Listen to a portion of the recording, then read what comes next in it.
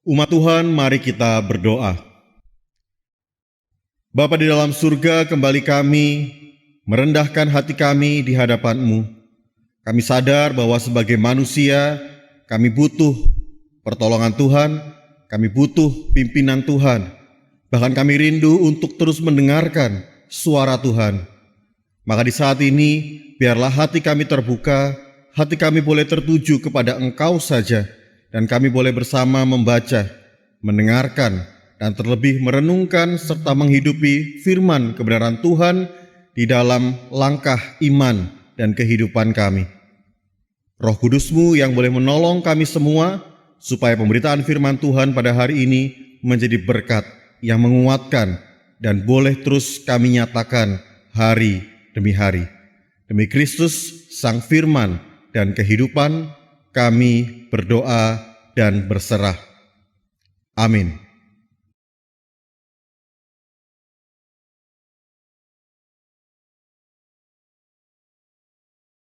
Bacaan pertama dari Kejadian 18 ayat 1-10. Kemudian Tuhan menampakkan diri kepada Abraham dekat pohon terbantin di Mamre, sedang ia duduk di pintu kemahnya waktu hari panas terik. Ketika ia mengangkat mukanya, ia melihat 3 orang berdiri di depannya. Sesudah dilihatnya mereka, ia berlari dari pintu kemahnya, menyongsong mereka, lalu sujudlah ia sampai ke tanah, serta berkata, Tuanku, jika aku telah mendapat kasih Tuanku, janganlah kiranya lampaui hamba-Mu ini. Biarlah diambil air sedikit, basuhlah kakimu, dan duduklah beristirahat di bawah pohon ini.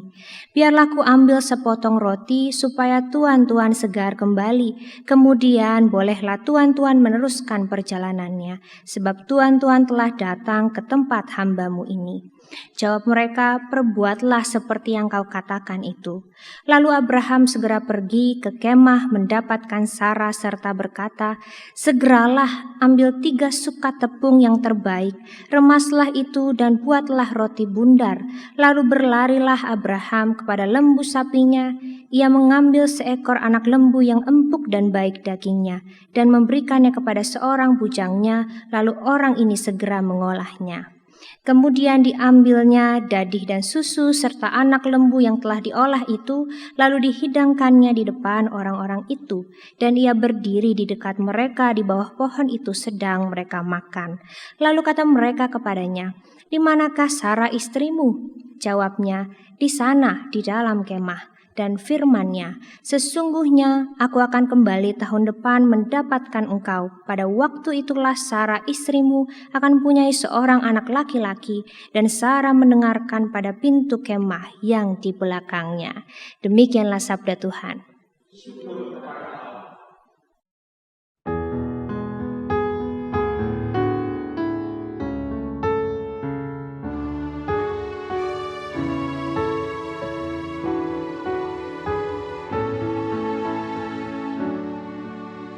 Siapa yang boleh menumpang masuk dalam rumah-Mu ya Tuhan?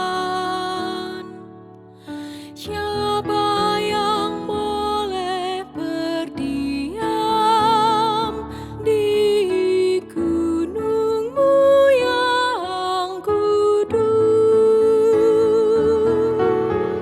Siapa yang boleh menumpang masuk dalam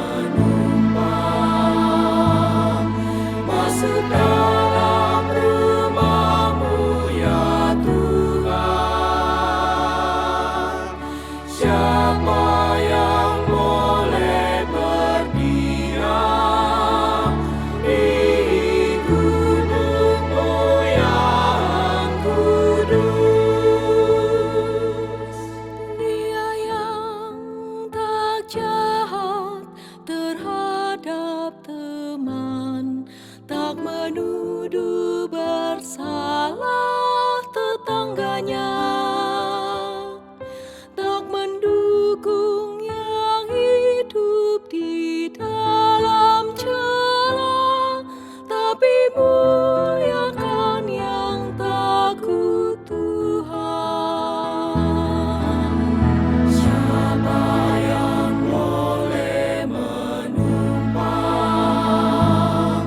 masuk dalam rumah-Mu ya Tuhan? Siapa yang boleh berdiam di gunung-Mu yang kudus? Dia yang setia walaupun rugi, yang pinjamkan uangnya tanpa riba,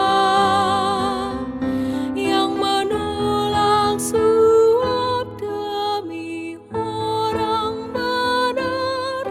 Dia akan diam di kemah Tuhan. Siapa yang boleh menumpang masuk dalam rumah-Mu ya Tuhan? Siapa yang boleh berdiam di gunung-Mu yang kudus?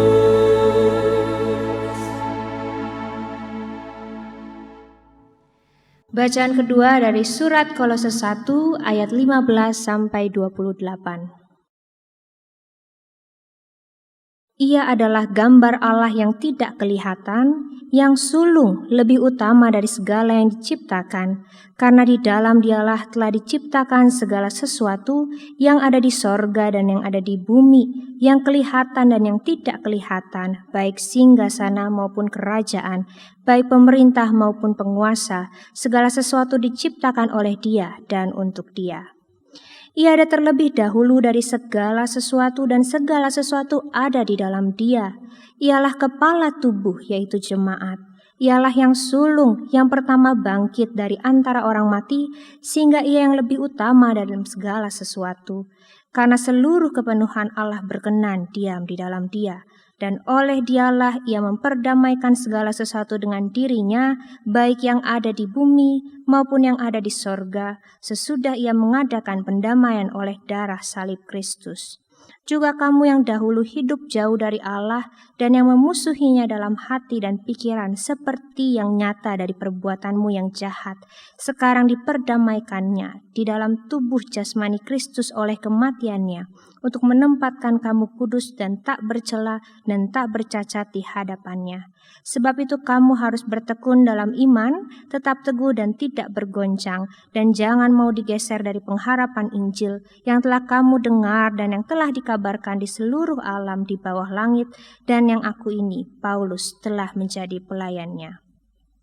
Sekarang aku bersuka cita bahwa aku boleh menderita karena kamu dan menggenapkan dalam dagingku apa yang kurang pada penderitaan Kristus untuk tubuhnya, yaitu jemaat. Aku telah menjadi pelayan jemaat itu sesuai dengan tugas yang dipercayakan Allah kepadaku untuk meneruskan firman-Nya dengan sepenuhnya kepada kamu, yaitu rahasia yang tersembunyi dari abad ke abad dan dari turunan ke turunan, tetapi yang sekarang dinyatakan kepada orang-orang kudus-Nya. Kepada mereka Allah mau memberitahukan betapa kaya dan mulianya rahasia itu di antara bangsa-bangsa lain, yaitu Kristus ada di tengah-tengah kamu, Kristus yang adalah pengharapan akan kemuliaan. Dialah yang kami beritakan apabila tiap-tiap orang kami nasihati dan tiap-tiap orang kami ajari dalam segala hikmat untuk memimpin tiap-tiap orang kepada kesempurnaan dalam Kristus. Demikianlah sabda Tuhan. Syukur kepada Allah. Injil Tuhan kita Yesus Kristus pada minggu hari ini menurut Lukas pada pasal yang ke-10 ayat 38 sampai 42. Lukas 10 ayat 38 sampai 42. Ketika Yesus dan murid-muridnya dalam perjalanan, tibalah ia di sebuah kampung. Seorang perempuan yang bernama Marta menerima dia di rumahnya. Perempuan itu mempunyai seorang saudara yang bernama Maria. Maria ini duduk dekat kaki Tuhan dan terus mendengarkan perkataannya. Sedang Marta sibuk sekali melayani. Ia mendekati Yesus dan berkata, "Tuhan, tidakkah engkau peduli bahwa saudaraku membiarkan aku melayani seorang diri? Suruhlah dia membantu aku." Tetapi Tuhan menjawabnya, "Marta, Marta, engkau khawatir dan menyusahkan diri dengan banyak perkara. Tetapi hanya satu saja yang perlu. Maria telah memilih bagian yang terbaik yang tidak akan diambil daripadanya." Demikian jauh pembacaan firman Tuhan. Berbahagialah kita yang boleh senantiasa mendengarkan dan memelihara firman Tuhan di dalam kehidupan kita, serta mewujudkannya di dalam kehidupan hari demi hari. Haleluya.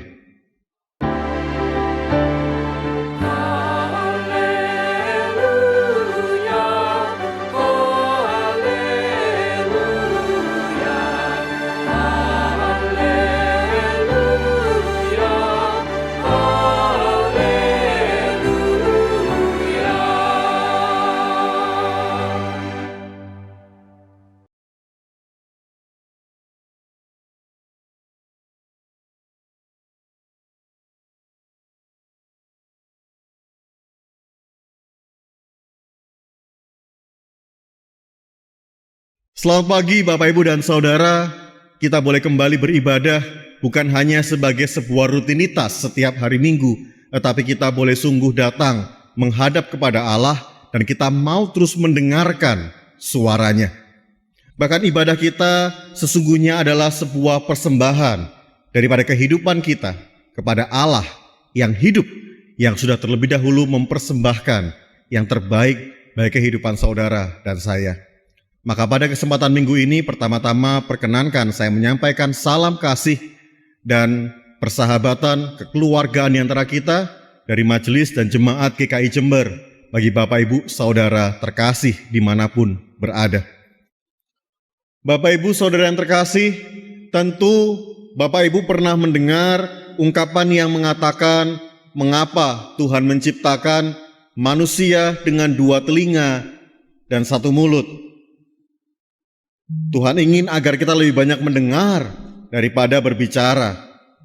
Sekalipun ungkapan itu seringkali tidak sesuai dengan kenyataan. Lebih banyak kita berbicara, lebih banyak kita berkomentar, dan semakin banyak kita mengungkapkan isi hati kita ketimbang kita mendengarkan suara Tuhan. Bahkan jika dikaitkan dengan tema kita hari ini, belajar mendengarkan sebelum melayani, tentu dua telinga ini tidak hanya diperhadapkan dengan satu mulut saja, tetapi dia juga harus berhadapan dengan dua tangan, dua kaki, dan berbagai macam bentuk pekerjaan, apalagi bentuk-bentuk pelayanan lainnya, yang tentu menjadikan fungsi telinga ini semakin kecil. Akibatnya, untuk mendengarkan adalah sebuah hal yang sulit untuk kita lakukan, terlebih di zaman yang semakin cepat, zaman yang semakin bising, dan juga berbagai macam arus informasi yang membuat kita lelah dan kewalahan. Atau Bapak dan Saudara, memang dari fungsi tubuh kita harus diakui bahwa bagian rangka manusia yang terkecil itu ada di telinga. Bahwa dalam berbagai struktur tulang, yang bagian paling kecil itu ada di dalam telinga kita. Namun tahukah Bapak Ibu dan Saudara bahwa sekalipun kecil, sekalipun juga mungkin kalah dengan mulut kita, dengan tangan, kaki, dan berbagai macam anggota tubuh dan anggota gerak kita yang lain, tetapi justru telinga adalah indera, organ yang paling cepat merespon sinyal. Bahwa sekalipun dia kecil dan mungkin kalah tadi Bapak Ibu, tetapi telinga dapat menangkap suara itu dari hasil penelitian adalah secepat 0,025 detik.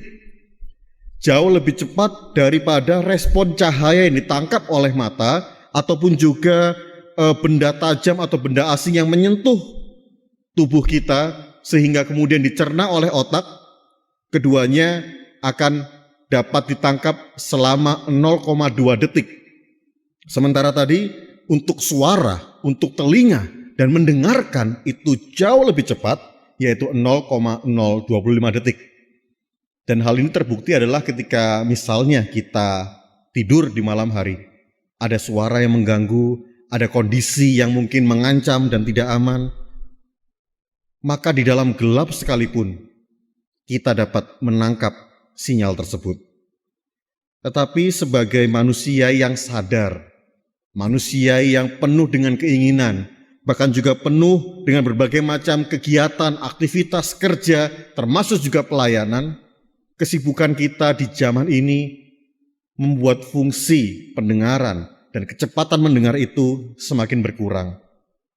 Sehingga akhirnya banyak orang mengatakan pekerjaan yang paling menjemukan, yang paling melelahkan, yang paling tidak membuat orang betah, Bapak Ibu, adalah ketika ia diminta untuk diam dan mendengar.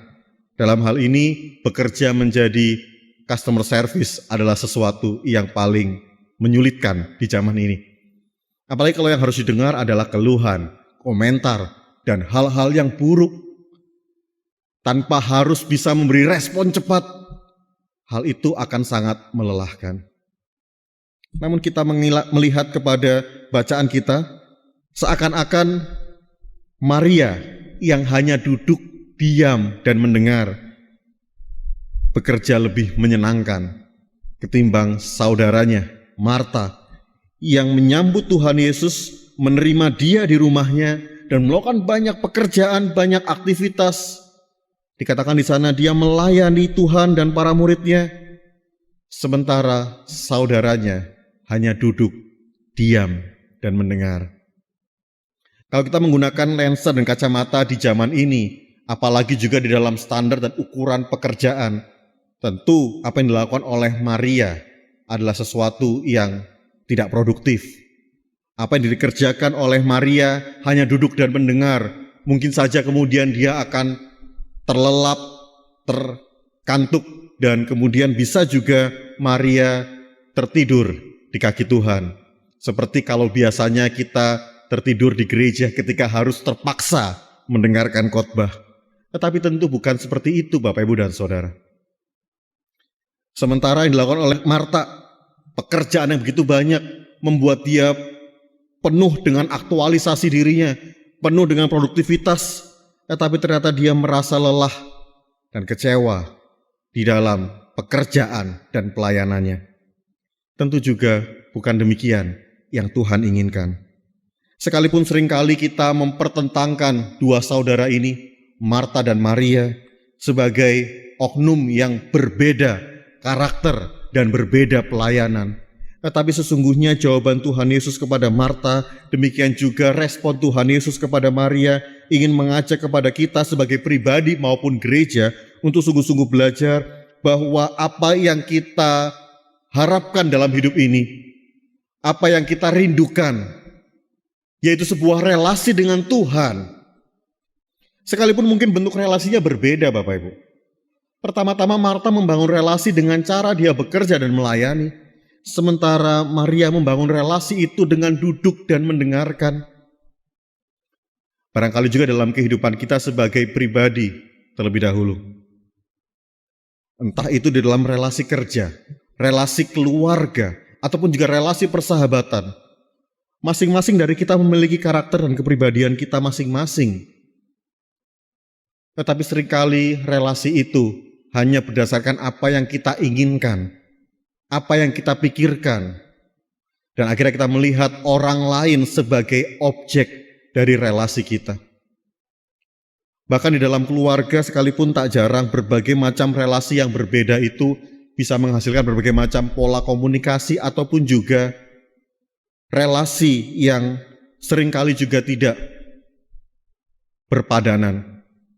Ada orang tua mengharapkan anaknya rajin belajar, sementara anak ini lebih suka untuk melakukan berbagai macam aktivitas, entah itu seni atau olahraga.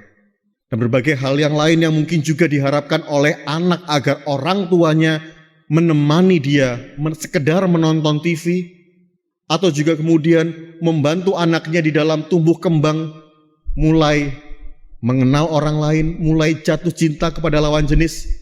Tetapi orang tua sibuk dengan pekerjaan dan merasa bahwa itu yang utama dan terpenting dalam hidup ini, sehingga akhirnya relasi itu tidak terbentuk. Disinilah Bapak dan Saudara, saya ingin mengajak kita untuk merenungkan 3 R. R yang pertama adalah relasi tadi. Tetapi relasi itu kemudian seringkali salah ketika keramahan yang ditunjukkan oleh Marta, termasuk juga oleh Abraham di bacaan yang pertama di Kejadian 18 ayat 1 sampai 10. Tidak ada yang salah dengan keramahan. Betul, Tuhan juga tidak menyalahkan pekerjaan Marta. Sekalipun Tuhan menegur Marta bahwa Marta menjadi khawatir dan menyusahkan diri dengan banyak perkara, jika itu pilihannya untuk menjadi pribadi yang ramah, maka Tuhan pun akan menghargai itu sebagai bentuk relasi di dalam kehidupan dan pelayanannya. Tetapi Bapak dan Saudara, di sini bentuk kesalahan dari keramahan yang semu. Atau kalau orang Indonesia seringkali mengatakan, ya ramah yang basa-basi.